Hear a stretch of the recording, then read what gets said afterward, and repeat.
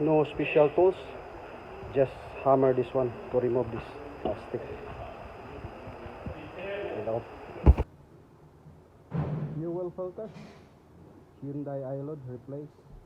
So first, remove the all 4 screws and unclip this one, including the plug, and then remove this fuel filter, fuel pump, and the fuel filter is inside. Fuel pump is out. Now ready to replace the fuel filter. This one.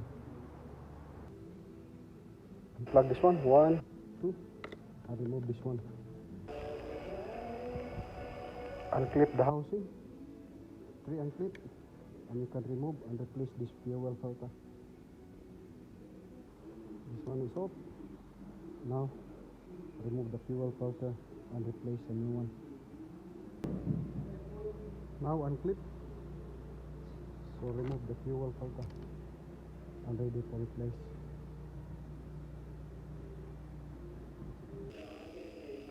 So there's a new one. So replace. So careful, all the O-rings. There's an O-rings inside. See that one? So remove that one. So in here, there's an O-ring here as well. So be sure that one is in. So here, and there's an O-ring here as well. So lubricate everything. That one. The new fuel filter is in.